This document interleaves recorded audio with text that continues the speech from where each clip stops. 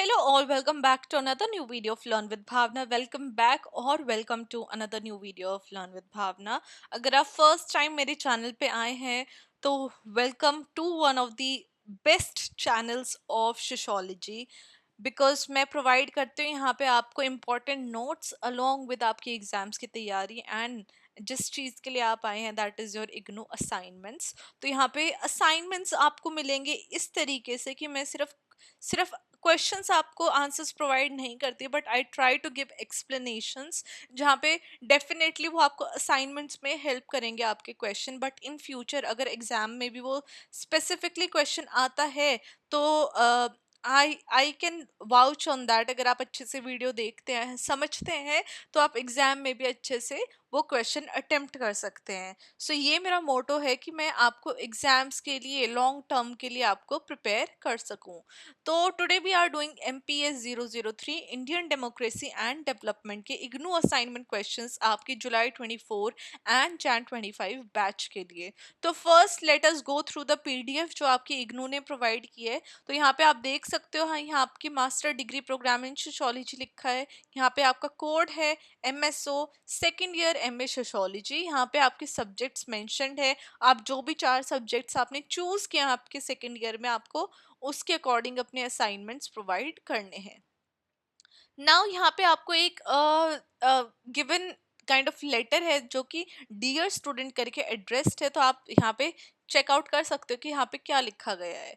As well as आपकी last date of submission यहाँ पे मेंशन्ड है जुलाई 24 बैच के लिए। You have to submit your assignment before 31st December, sorry, before 31st March 25, and for January batch you have to submit it on 30th September 2025. कुछ tips यहाँ पे mentioned है। How do you have to plan, organize and present your answer, जिसके basis पे आपको marks मिलते हैं।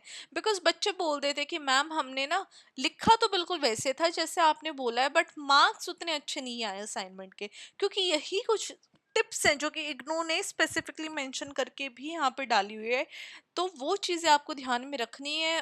अगर आप इस तरीके से असाइनमेंट करोगे जो कि आपको टिप्स के नाम से भी मेंशन्ड है तो आप डेफिनेटली काफ़ी अच्छा स्कोर जो है वो अचीव कर पाओगे। एंड इन्हीं टिप्स की जो वीडियो है एक स्पेसिफिकली मैंने वो भी बनाई है जो अभी टॉप राइट कॉर्नर में आपको लिंक आ रहा होगा। अदरवाइज मैं नीचे डिस्क्रिप्शन बॉक्स में भी लिंक डाल दूंगी और आप कमेंट भी कर सकते हैं if you really want the link.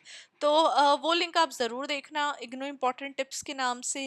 And that video will definitely help you not just in your assignment but as I always say कि आपको एग्जाम्स में भी काफ़ी ज़्यादा हेल्प करेंगी। Now let's go to your assignment. तो यहाँ पे आपका असाइनमेंट दिया हुआ है आपको MPS 003 Indian democracy and development. तो आपका टोटल 100 मार्क्स का ये असाइनमेंट रहेगा।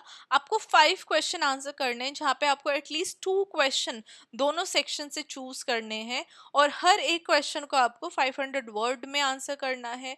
Each question carries 20 marks. तो ये जो बेसिक नॉलेज है ये यहाँ पे मैंशनड है। तो यहाँ पे आपके सेक्शन 1 में 5 क्वेश्चन है, सेक्शन 2 में 5 क्वेश्चन है। तो आपको दो दो क्वेश्चन तो दोनों में से चूज करने ही करने हैं।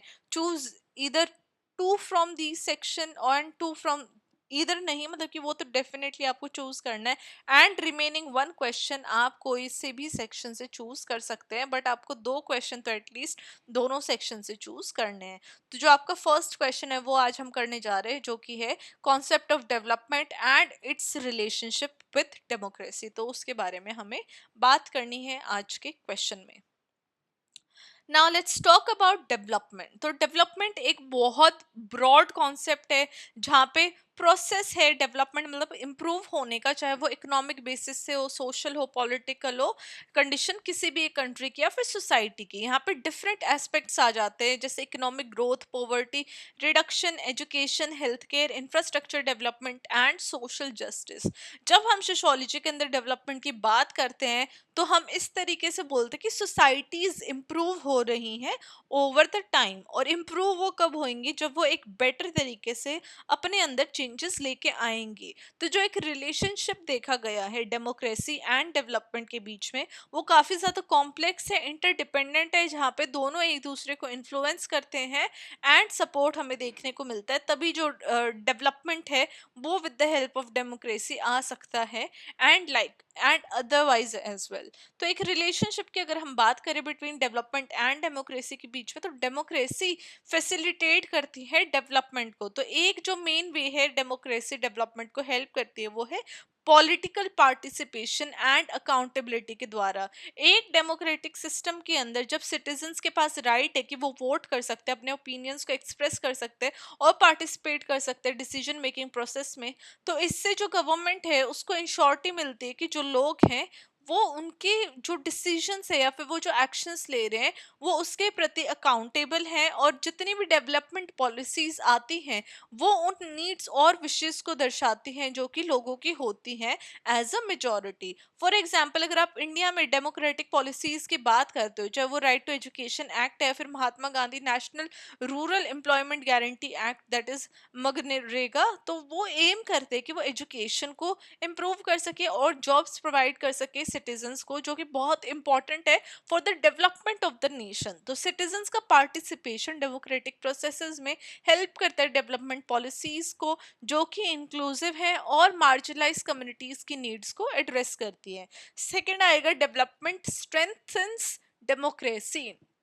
अब एक हाथ पे हम कहते हैं कि डेवलपमेंट स्ट्रेंथ भी करती है डेमोक्रेसी को, जहाँ पे एक ऐसी कंट्री है जो इकोनॉमिक ग्रोथ एक्सपीरियंस कर रही है, उसमें सोशल इंप्रूवमेंट है और स्टैंडर्ड ऑफ लिविंग भी इंक्रीज हो रहे हैं, तो लोग और भी ज़्यादा एजुकेटेड और इन्फॉर्म्ड बनते जाते हैं। इससे क्या होता है, जो उनका पार्टिसिपेशन है डेमोक्रेटिक प्रोसेसेस के अंदर वो काफ़ी ज़्यादा बढ़ जाता है, बेटर इन्फॉर्म डिसीजन ले पाते हैं लोग, और मोर ओवर जो डेवलपमेंट है वो और भी बेटर हो जाती है, लार्ज हो जाती है, and can create a larger middle class जो कि बहुत ज़्यादा पॉलिटिकली एक्टिव और सपोर्टिव देखे गए हैं डेमोक्रेटिक वैल्यूज़ की।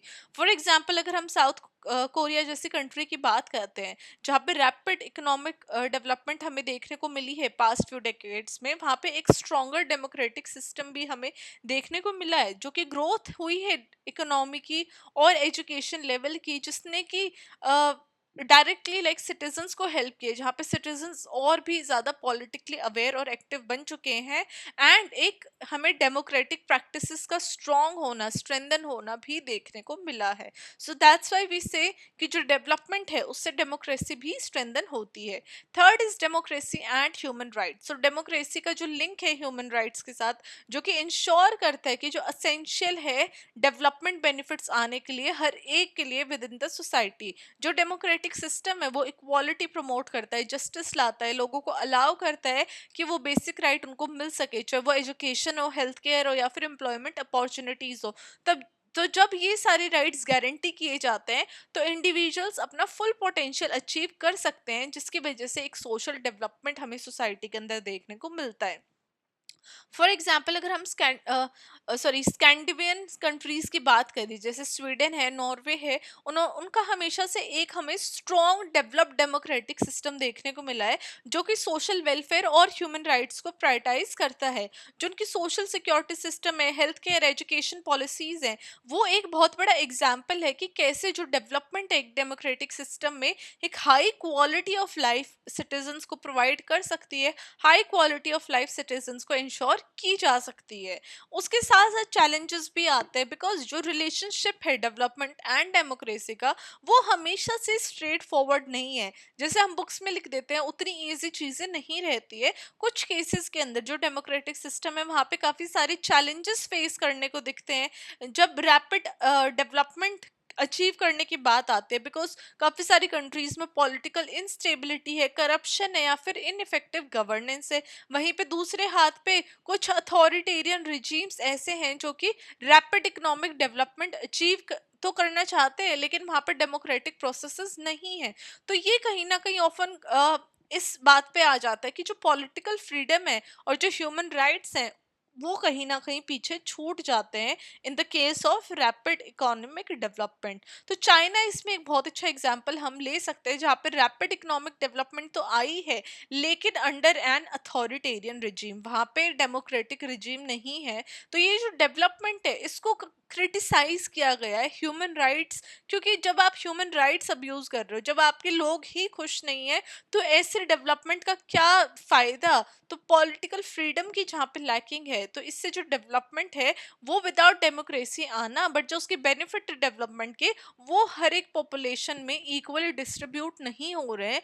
तो चाइना की डेवलपमेंट को भी क्रिटिसाइज किया जा रहा है, because it has not come along with democracy. वहाँ पे लोगों को राइट्स नहीं मिल रहे हैं, पीपल आर नॉट हैप्पी। तो इस डेवलपमेंट का क्या फ़ायदा? At the end we would conclude our answer by saying कि डेवलपमेंट और डेमोक्रेसी दोनों डीपली इंटरकनेक्टेड है। डेमोक्रेसी फैसिलिटेट करता है डेवलपमेंट का, जहाँ पे इंश्योर किया जा रहा है कि सिटीजन्स का पार्टिसिपेशन हो, अकाउंटेबिलिटी ली जाए एक्शंस के लिए और ह्यूमन राइट्स की प्रोटेक्शन हो। At the same time development democracy को स्ट्रेंथन करता है, जहाँ पे स्टैंडर्ड ऑफ लिविंग इंप्रूव होते हैं और एक informed and politically active population देखने को मिलती है। हावेवर डेवलपमेंट को थ्रू डेमोक्रेसी अचीव करना तभी हो सकता है जब एक गुड गवर्नेंस हो अलोंग विद ट्रांसपेरेंसी, और ऐसी पॉलिसीज आए जहाँ पे हर एक सिटीजन्स को इक्वालिटी एंड जस्टिस प्रोवाइड किया जाए। तो ये जो बैलेंस है बिटवीन टू बहुत ज़्यादा ज़रूरी है, तभी एक सस्टेनेबल डेवलपमेंट आ सकती है जहाँ पे हर एक पर्सन जो है सोसाइटी का, उस हर एक पर्टिकुलर पर्सन को उस डेवलपमेंट के, उस इम्प्रूवमेंट के बेनिफिट्स मिल सके। तो ये हमारा कंक्लूजन था, एंड कंक्लूजन आपको हर एक आंसर में देना है। विदाउट कंक्लूजन आपको अपना कोई भी क्वेश्चन एंड नहीं करना है। तो with this I would and my question 1 of MPS 003। I will see you very very soon with question 2। अगर आपको कोई डाउट है, कोई कंफ्यूजन है, कोई कमेंट है, तो प्लीज नीचे कमेंट बॉक्स में लिखिएगा। इंपॉर्टेंट टिप्स वीडियो का लिंक जो आपको डिस्क्रिप्शन बॉक्स में मिल जाएगा, आई बटन में मिल जाएगा। एंड अगर आपको अलग से लिंक चाहिए तो भी आप जरूर कमेंट कीजिएगा। And keep on writing your assignments. थोड़ा ही टाइम बचा है आपको असाइनमेंट सबमिशन में, बट हाँ डेफिनेटली आपको 20 मार्च तक, 20 नहीं तो 20 मार्च तक I will try my best कि मैं आपको सारी जो वीडियोस, सारे सब्जेक्ट्स के सारे क्वेश्चंस की वीडियोस आपको प्रोवाइड कर दूँ, ताकि आपके पास इनफ टाइम हो राइट करने का एंड अपना असाइनमेंट सबमिट करने का। I will see you very very soon with question 2। Till then keep on writing assignments and all the very best. Bye bye.